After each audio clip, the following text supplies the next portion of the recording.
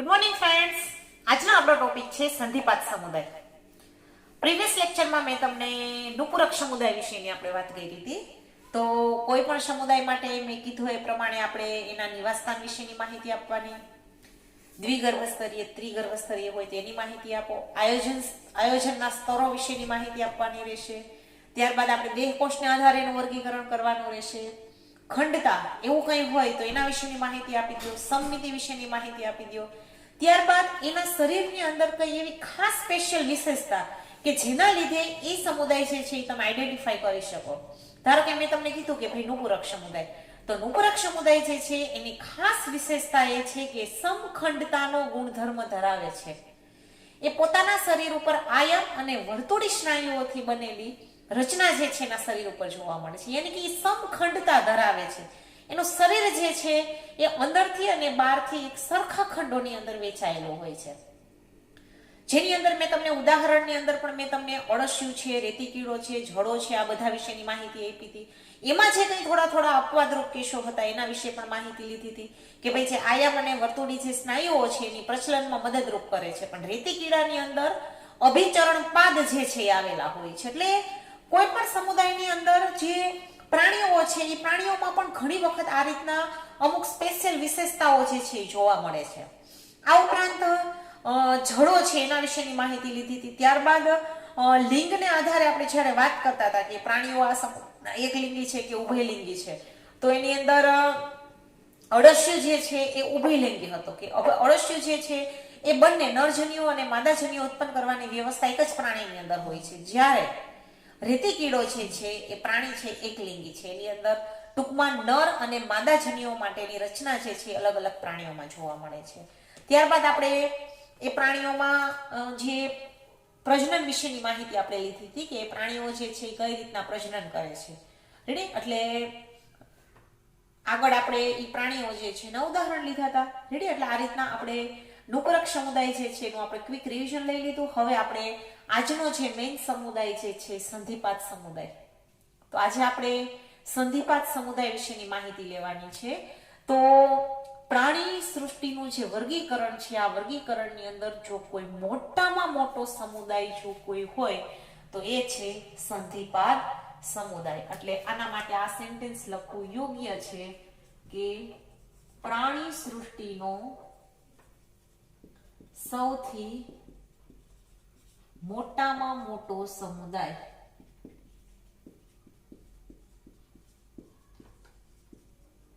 મોટામાં મોટો સમુદાય પ્રાણી સૃષ્ટિની અંદર જેટલા સમુદાય છે આ બધાની અંદર જો મોટામાં મોટો કોઈ સમુદાય હોય તો એ છે સંધિપાત સમુદાય.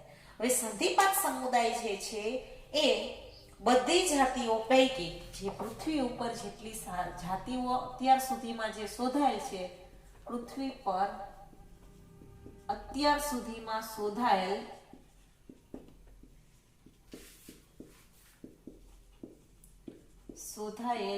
જાતિમાંથી 2/3 ભાગ કરતા પણ વધારે આ સમુદાય છે. રેડી? એટલે આ સમુદાય, આના ઉપરથી તમે અંદાજ કાઢી શકો કે આ સમુદાય જે છે એ સૌથી મોટામાં મોટો સમુદાય છે.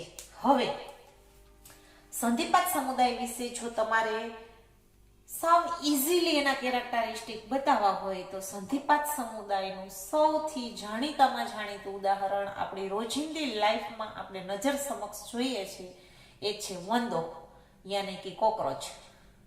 કોકરોચ જે છે એ સંધિપાત સમુદાયનો પ્રાણી છે.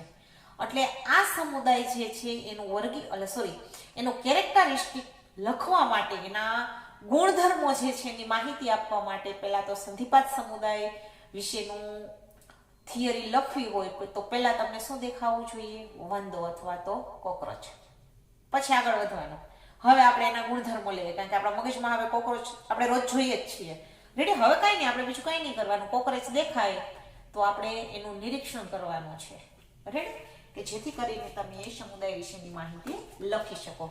તો આ સમુદાયના પ્રાણીઓ છે એ અંગતંત્ર સ્તરીય આયોજન ધરાવે છે. અંગતંત્ર સ્તરીય આયોજન, દ્વિપાર્શ્વીય સમિતિ,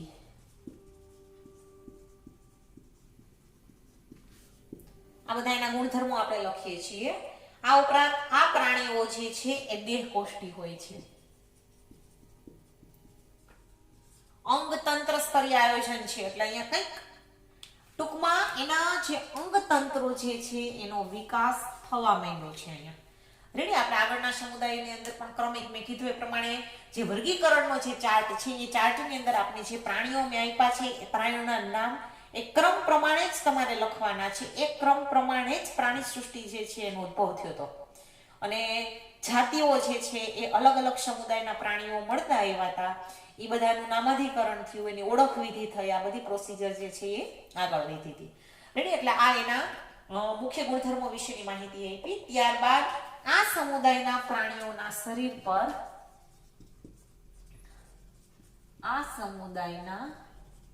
પ્રાણીના શરીર પર કાઇટિંગ, રેડી, એનું જે શરીર છે એના શરીર ઉપર કાઇટિંગ થી આવૃત બહિર્કંકાલ હોય છે. ટૂંકમાં એનું જે બહારનું આવરણ જે હોય છે કોકરોચનું એ કેનાથી બનેલું હોય છે? કાઇટિંગ. રેડી. આ સમુદાયના પ્રાણીઓની ખાસ રચના છે. આ ઉપરાંત સંધિપાત સમુદાયના જે પ્રાણીઓ છે એ સાંધાયુક્ત ઉપાંગો ધરાવે છે. સાંધાયુક્ત ઉપાંગો ધરાવે. આ ઉપરાંત એનું શરીર 3 ભાગમાં વહેંચાયેલું હોય છે: શીર્ષ, ઉરસ અને ઉદર. આ ઉપરાંત એનું શરીર શીર્ષ, ઉરસ અને ઉદરમાં વહેંચાયેલું હોય છે.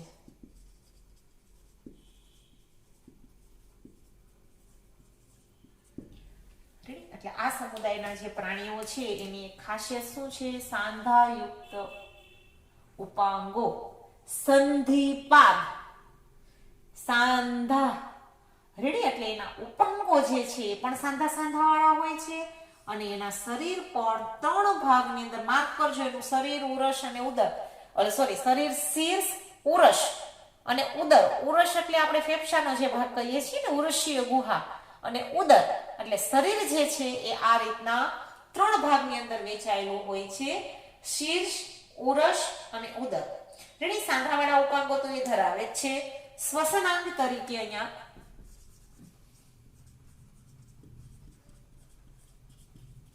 ઝાલરો જોવા મળે છે. ઝાલર જે છે એ શ્વસન અંગ તરીકેનું અહીંયા કામ કરશે, જેને ગિલ્સ કહીએ છીએ. ઝાલરો હોય છે. આ ઉપરાંત ઝાલર પોથી હોય છે. આ ઉપરાંત ફેફસા પોથી. આપણે જે મનુષ્યમાં કેમ ફેફસા જે છે સંપૂર્ણપણે વિકસિત હોય છે, એમાં અહીંયા સંપૂર્ણપણે વિકસિત ફેફસા અહીંયા હોતા નથી. શ્વસન માટે અહીંયા ઝાલરો હોય છે, ઝાલર પોથી હોય છે, ફેફસા પોથી હોય છે, કે લાસ્ટમાં શ્વસન નલિકા તંત્ર પણ હોય છે. શ્વસન નલિકા તંત્ર. આપણે આ જે કોકરોચ જે છે, આ કોકરોચ વિશેની માહિતી આપણે જે પ્રાણી સૃષ્ટિના જે લક્ષણો લેશું, આપણે બાહ્યકાર લક્ષણો, એની અંદર આપણે એક કોકરોચ, આ ઉપરાંત અળસિયું અને ડેટકો. કોકરોચ જે છે એ સંધિપાત સમુદાયનું પ્રાણી છે. અળસિયું જે છે એ નુપુરક સમુદાયનું પ્રાણી છે. અને ડેટકો જે છે એ ઉભયજીવી સમુદાય. એટલે આપણે આ 3 સમુદાય જે છે, આ 3 સમુદાયના એક પ્રાણીઓ વિશેની માહિતી આપણે આગળના ચેપ્ટરમાં, પ્રાણી સૃષ્ટિના આગળના ચેપ્ટરમાં જશું તો આ 3 સમુદાય વિશેની તમારે માહિતી ફૂલ બધા સિસ્ટમો એની ડ્રો કરી અને આપણે એની માહિતી લેવાની છે. રેડી. એટલે આપણે આના વિશેની ચર્ચા જે છે હું જ્યારે તમને આગળ ત્યારે કરાવીશ ત્યારે આપણે ડીપમાં કરશું. રેડી. આ ઉપરાંત આ સમુદાયના જે પ્રાણીઓ છે એ ખુલ્લા પ્રકારનું રુધિરાભિસરણ તંત્ર ધરાવે છે. કેવું?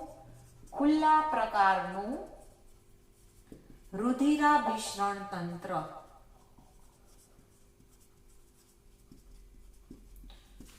યાદ હોય તો આપણે નુપુરક સમુદાયમાં આપણે બંધ પ્રકારનું રુધિરાભિસરણ તંત્ર હતું. રેડી? તો અહીંયા ખુલ્લા પ્રકારનું રુધિરાભિસરણ તંત્ર બંધ અને ખુલ્લું હોય તો એમાં ડિફરન્સ શું છે એના વિશેની માહિતી મેં તમને આગળ જ કરાવી દીધી હતી.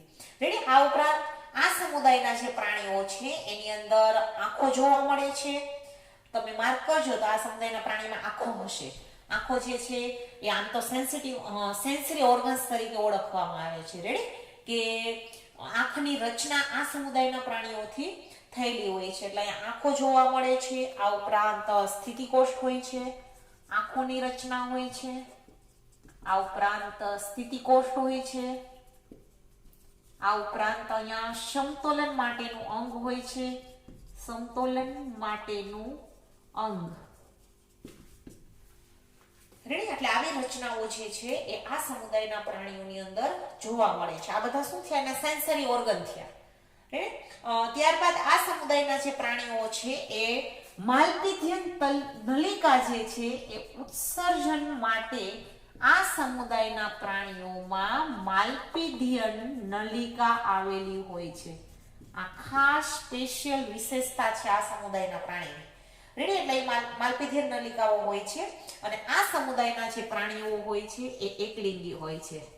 એટલે વંદો જે છે એ નર અને માદા વંદો અલગ હોય છે. એટલે આ સમુદાયના પ્રાણીઓ કેવા હોય છે? એકલિંગી હોય છે. અંતઃફલન કરે છે. શરીરની અંદર ફલનની પ્રક્રિયા થતી હોય તેને અંતઃફલન તરીકે ઓળખવામાં આવે છે. અને આ સમુદાયના પ્રાણીઓ જે છે અંડપ્રસવી, અંડપ્રસવી એટલે ઈંડા મૂકવા.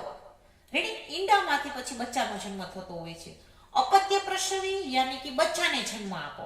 રેડી? ધારો કે મનુષ્ય જે છે અપત્ય પ્રસવીમાં આવે તો ધારો કે સંધિપાત સમુદાયની અંદર ધારો કે વંદો છે તો વંદો જે છે એ બાળ વંદાને જન્મ નહીં આપે. વંદો જે છે એ નાના નાના ઈંડા મૂકશે અને આ ઈંડામાંથી જે માદા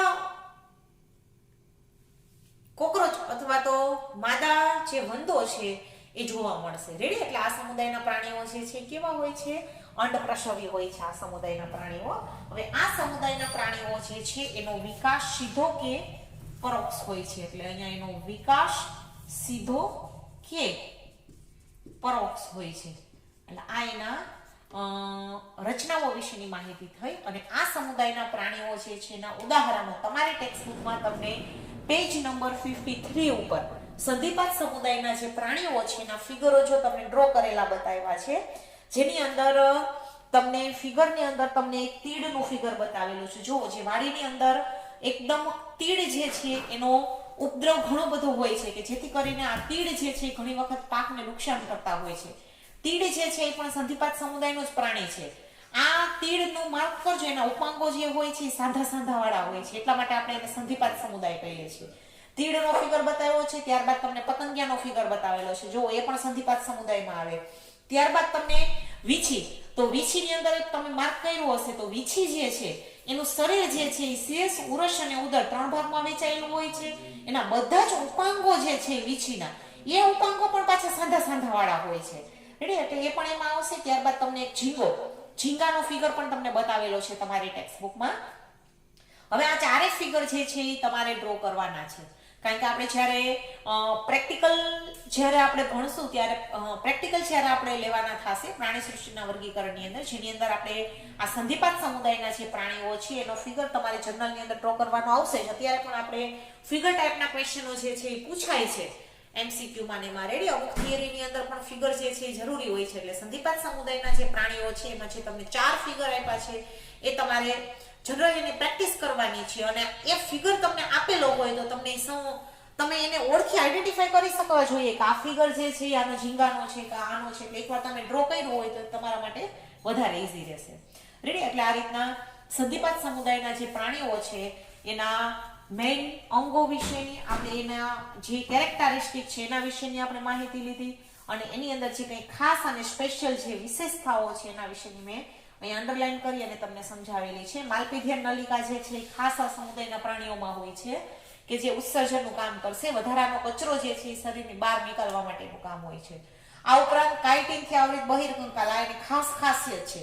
બીજી વસ્તુ એક નીટ માટેના તો ક્વેશ્ચન છે જે સંધિપાત સમુદાયના જે પ્રાણીઓ છે નિમોર્ચનની પ્રક્રિયા કરતા હોય છે.